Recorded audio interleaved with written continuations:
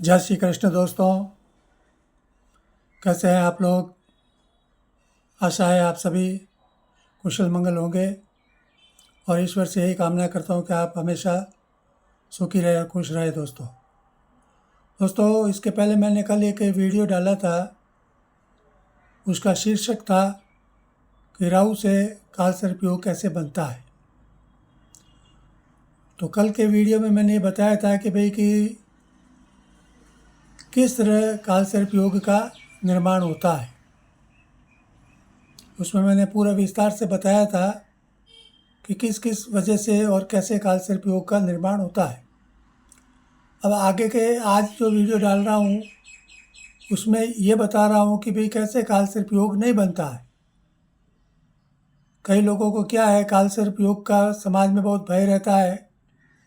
कई लोग बेचारे बहुत परेशान होते हैं। मैंने कई ऐसी कुंडलियाँ देखी है जो कि वो जिनके कुंडली मान लो काल सर्पयोग है, या किसी ने उसको कह दिया कि भाई ये काल सर्पयोग की कुंडली है, तो उसी दिन से उस व्यक्ति वो तनाव में आ जाता है, वो टेंशन में आ जाता है।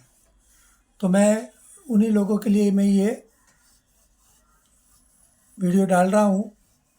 तो मेरा कहना ये है कि इस वीडियो के देखने के पहले कल जो मैंने वीडियो डाला है उसको भी एक बार पूरा आप देख ले में समय निकाल कर।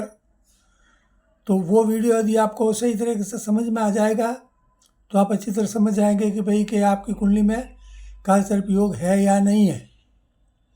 फिर इसके बाद आप इसको देखेंगे तो आपको समझ में आ जाएगा कि भाई आपकी कुंडली में काल सर्पयोग है या नहीं है। तो कल मैंने जो वीडियो डाला था वो तो था कि भाई काल सर्पयोग राहु से कैसे बनता है। आज मैं ये वीडियो डाल रहा हूँ कि भाई कि काल सर्पयोग कैसे नहीं बनता है। जैसे ये सामने जो कुंडली दिख रही है इसके बारे में मैं आपको कुछ बता रहा हूँ। हालांकि कल जो मैंने कुंडली डाली थी उसमें और इसमें सिर्फ एक ही चेंज है। वो अंतर क्या है, जैसे यहाँ पर जो ये केतु लिखा है तो इसके पहले वाली कुंडली में वहाँ राहु लिखा हुआ था, और यहाँ पर जो राहु लिखा हुआ यहाँ पर केतु लिखा हुआ था। बस यही इसमें चेंज है, बाकी सब वो कि वो सेम टू सेम कुंडली है। तो अब उसमें चेंज क्यों किया है कि जैसे मान लो कल यहाँ पर राहु था तो ये जो एरो बताए हुए है इस एरो के हिसाब से जब जब वो आगे बढ़ता है क्लॉकवाइज, तो यहाँ से वो यहाँ आने पर इसको हिट करता, फिर इसको हिट करेगा मंगल को, फिर ये जुपिटर और मर्क्यूरी या गुरु बुध इनको हिट करता है, फिर सूर्य को हिट करता है, फिर वीनस को हिट करता है।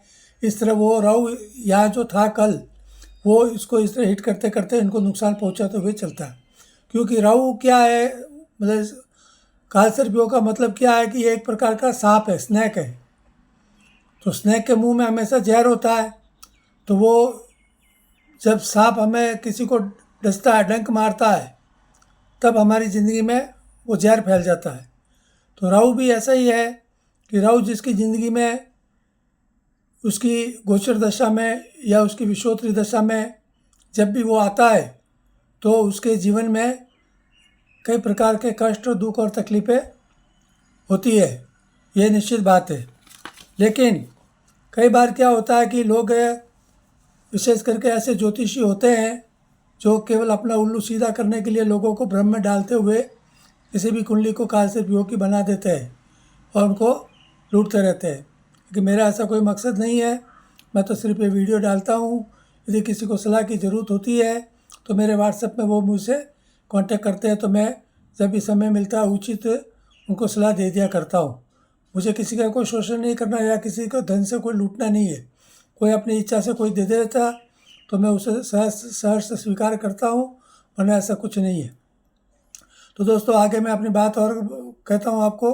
कल जो वीडियो डाला था उसमें मैंने आपको बताया था कि किस तरह काल सर्पयोग बनता है। आज मैं बता रहा हूँ, ये देखिए कि यहाँ जो नीचे जो केतु है, तो केतु के पास में जो ये एरो बना हुआ है, तो कल जैसे मैंने आपको कुंडली में बताया था कि राहु और केतु के बीच का जो ये जो भाग है, यहाँ पे यदि सभी ग्रह आते हैं तो वो काल सर्पयोग की कुंडली बनती है। लेकिन आज की कुंडली में देखिए ये राहु और केतु के भी आगे एक भी ग्रह नहीं है। काल सर्पयोग की सबसे पहली शर्त यह है कि राहु जैसे जैसे जैसे इस भाव से इस भाव में आएगा, फिर इस भाव में आएगा, इस भाव में आएगा, फिर यहाँ से चल कर यहाँ पर आएगा, यहाँ से चल कर यहाँ पर आएगा। तो राहु के आगे ये पूरा मैदान खाली पड़ा हुआ है, मतलब यहाँ पर कोई भी एक भी ग्रह नहीं है। तो ये राहु किसी को भी इफेक्ट नहीं कर सकता है, वो किसी को भी हिट नहीं करेगा, ये पूरा मतलब खाली पड़ा हुआ है। तो ये कालसर्प योग की कुंडली नहीं बनती है। कालसर्प योग की कुंडली का मूल कारण यही है कि राहु और केतु, इनके बीच में सभी ग्रह होने चाहिए। यदि इनके बीच में एक भी ग्रह यदि उसके बाहर निकल जाता है चक्र से, तो फिर वो कालसर्प योग की कुंडली नहीं मानी जाती है। जैसे यहाँ पर ये केतु है, जो कालसर्प योग का मतलब ये है कि जो सांप होता है, सांप के मुंह में जहर होता है और जो पूंछ होती है उसमें जहर नहीं होता है। तो राहु है, ये सांप का मुख है, उसका माउथ है, और ये उसकी पूंछ है। केतु क्या होती है? पूंछ होती है। तो अब जैसे भी मतलब कि ये राहु और केतु गति करते हैं, आगे चलते हैं, तो जैसे भी केतु यहाँ से यहाँ आएगा, चाहे यहाँ आए चाहे फिर आगे, ऐसे चलता रहता है, और ये दोनों साथ में चलते रहते हैं। जैसे केतु यहाँ से यहाँ चलेगा तो राहु यहाँ से यहाँ आ जाएगा, फिर केतु जैसे यहाँ आएगा तो राहु यहाँ आ जाएगा, फिर केतु यहाँ आएगा तो राहु यहाँ आ जाएगा, फिर इस तरह सब मतलब ये बिल्कुल सामने रहते हैं। ये 180 डिग्रीज़ के बिल्कुल सामने रहते हैं। ये पूरी जो कुंडली है ये 360 डिग्रीज़ की कुंडली है। ये जो 12 जो हाउस है, जो 12 जो खाने बनाए हुए हैं, ये 30 डिग्रीज़ का एक खाना है, 30 डिग्री का एक माना जाता है। तो ये पूरा 12 इंटू 30 करेंगे तो 360 डिग्री का पूरा ये यूनिवर्स है, ये आकाश है, ये हमारा जो हम आकाश देखते हैं उसका ये पूरा नक्शा है। तो उस हिसाब से ये जैसे जैसे अगली राशियों में राहु या केतु बढ़ते हैं या सभी ग्रह बढ़ते हैं, तो वो अगले जो भी ग्रह होता है उसके हिसाब से वो उसको इफेक्ट करता जाता है। तो कहने का मतलब ये दोस्तों कि जैसे अभी यहाँ पर राहु के आगे एक भी ग्रह नहीं है, तो वो कुंडली कालसर्प योग की नहीं मानी जाएगी। राहु के आगे और केतु के बीच में सभी ग्रह आने पर ही वो मतलब कि कालसर्प योग की कुंडली मानी जाती है। जैसे कि कल मैंने इसी कुंडली में यहाँ पर राहु था और यहाँ पर केतु था, तो यहाँ राहु होता तो वो राहु यहाँ से यहाँ चलते चलते चलते चलते यहाँ तक आता, तो इन सभी ग्रहों को वो हिट करता है। तो उस हिसाब से वो जैसे हम सूर्य और चंद्र ग्रहण देखते हैं दोस्तों, तो सूर्य और चंद्र ग्रहण भी राहु के हिसाब से ही होता है, तो हम सभी जानते हैं। उसी तरह राहु इन सबको ग्रसित करता जाता है, वो इनको ग्रस्त करते हुए जाता है, तभी हमें तकलीफ कालसर्प योग में आती है। लेकिन कई बार क्या होता है कि यदि राहु के साथ में यदि कोई दूसरा ग्रह में, जैसे मान लो इसके साथ में सूर्य आ गया, तो वो ग्रहण योग तो बनता है, लेकिन यदि डिग्री में राहु यदि कमज़ोर है तो फिर वो इतना इफेक्ट नहीं कर पाता है। ये भी चीज़ है। इसलिए कालसर्प योग से भी डरने की ज़रूरत नहीं है, केवल उसको समझने की ज़रूरत होती है। तो ये सब चीज़ें, उस चीज़ को आप देखिए, यदि किसी की भी कुंडली में यदि ऐसा कोई योग है, तो सबसे पहले तो आप ये देखिए कि ये राहु और केतु के बीच में सभी ग्रह है या नहीं है। यदि सभी ग्रह हैं तो समझिए कि भाई कालसर्प योग है। जैसे ये राहु यहाँ पर है, तो यहाँ से ये केतु के बीच में, मतलब राहु यहाँ से यहाँ ट्रांजिट करेगा, यहाँ आगे बढ़ेगा, तो यहाँ से यहाँ तक बीच में कोई भी ग्रह यदि एक भी ग्रह है या सभी ग्रह है, तो यूँ समझिए कि वो कालसर्प योग में समझने की चीज़ होती है। यदि एक भी ग्रह इस चक्र से बाहर निकल गया है तो वो कालसर्प योग की कुंडली नहीं मानी जाती। अब जैसे ये कुंडली है, यहाँ भी केतु इनको हिट करते हुए आगे बढ़ता है, तो ये कालसर्प योग की कुंडली नहीं मानी जाती, क्योंकि केतु जो पूंछ है, पूंछ में कोई जहर होता नहीं है, तो ये केतु उसका इतना प्रभाव उसका नहीं होता कालसर्प योग का। कालसर्प योग जैसे राहु यदि आगे बढ़ेगा, इसके सामने सामने जो भी ग्रह आएगा और केतु के बीच बीच में, तो वो उसको हिट करता है और वो कालसर्प योग की कुंडली मानी जाती है। एक चीज़ और है दोस्तों, ये जो भी यहाँ पर अंक लिखे हुए हैं, ये 1 2 3 4 5 6 7 8 9 10 11 और 12, ये कई लोग गलती में इनको भाव मान लेते हैं, लेकिन ये भाव नहीं है, इनको हम हाउस बोलेंगे या घर बोलेंगे। और ये जो अंक जो है, ये 12 जो भाव है, 12 हाउस है, इनमें जो भी ये लिखे हुए नंबर लिखे हुए हैं 1 2 3 4, ये सब राशि है। जैसे कि ये 1 नंबर है, ये एरीज हो गई, 2 नंबर है ये टॉरस हो गई, 3 नंबर है वो जेमिनी हो गई, 4 नंबर है वो कैंसर हो गई, 5 नंबर है वो लियो हो गई, 6 नंबर है वो वर्गो हो गई, 7 नंबर लिब्रा हो गई, 8 नंबर स्कॉर्पियो हो गई, 9 नंबर सेजिटेरियस हो गई, और 10 नंबर कैप्रिकॉर्न हो गई, 11 नंबर एक्वेरियस हो गई और 12 नंबर पाइसेस हो गई।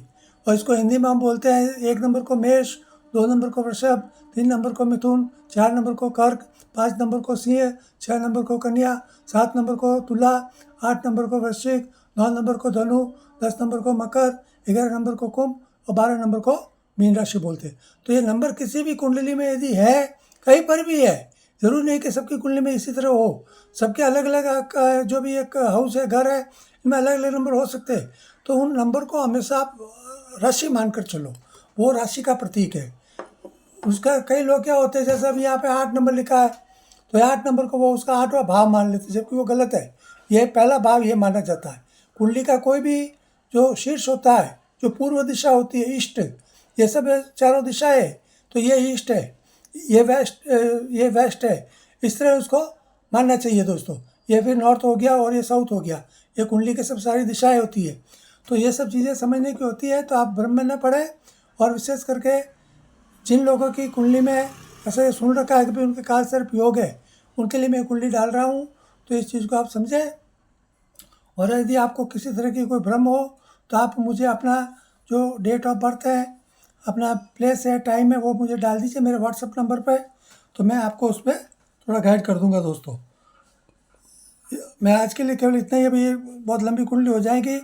अब राहु के क्या प्रभाव होते हैं कि कौन से राशि के में या कौन से भाव में, ये जो 12 घर है, इन 12 घरों में कौन से स्थान पे राहु होने से उसका क्या क्या फल होता है, क्या क्या प्रतिफल होता है, और उसका प्रतिफल लाभ या हानि कब होती है। तो जैसे एक तो गोचर दशा आती है, ये जो भी ग्रह है, ये जो राहु और केतु, ये 18 महीने एक राशि में होते हैं। एक राशि में आने के बाद फिर ये वापस 18 महीने के लिए दूसरी राशि में चले जाते हैं, फिर 18 महीने उसमें रह के फिर तीसरी राशि में वापस 18 महीने के लिए चले जाते हैं। इस तरह पूरे ये 12 राशियों में एक बार आने पर 18 महीने के लिए रहकर फिर अगली राशि में जाते हुए ये ऐसे घूमते रहते हैं। तो उसको गोचर दशा बोलते हैं। और एक होती है इसकी विषोत्तरी महादशा। विषोत्तरी महादशा राहु की 18 वर्ष की आती है दोस्तों। तो वो मेन क्या है, जिसकी कुंडली में राहु खराब होता है तो वो 18 वर्ष जो होते हैं, एक तो वो, और एक इसकी गोचर जो दशा होती है 18 महीने।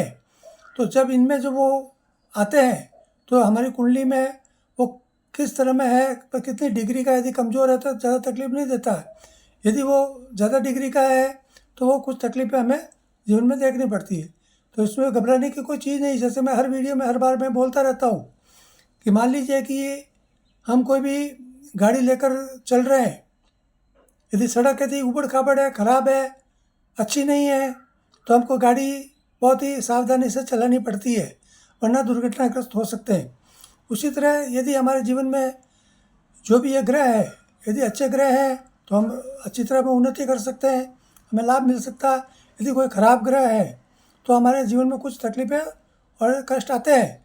तो हमको यदि पहले से मालूम हो जावे कि भाई ये हमारी ग्रह दशा अच्छी नहीं है, हमारा टाइम अच्छा नहीं है, तो हमको कुछ सावधानी से, कुछ केयरफुली हमको अपना जीवन यापन करना चाहिए। बस इतनी बात है। तो घबराने की ज़रूरत नहीं है। अपना विल पावर हमेशा मजबूत रखें, कभी निराश होने की ज़रूरत नहीं है, क्योंकि निराशा से कुछ हासिल नहीं होता है। सिर्फ बुद्धि बल का उपयोग उसमें पूरा करना चाहिए। तो आज के लिए केवल इतना ही है दोस्तों। और कृपया मेरे इस यूट्यूब चैनल को लाइक करें, सब्सक्राइब करें, और अपने दोस्तों, घर परिवार में भी इसके बारे में यदि किसी को कोई ज़रूरत हो, तकलीफ़ हो, तो उनके बारे में बतावें दोस्तों। तो आज के लिए केवल इतना ही। धन्यवाद। जय श्री कृष्ण, जय श्री राम दोस्तों।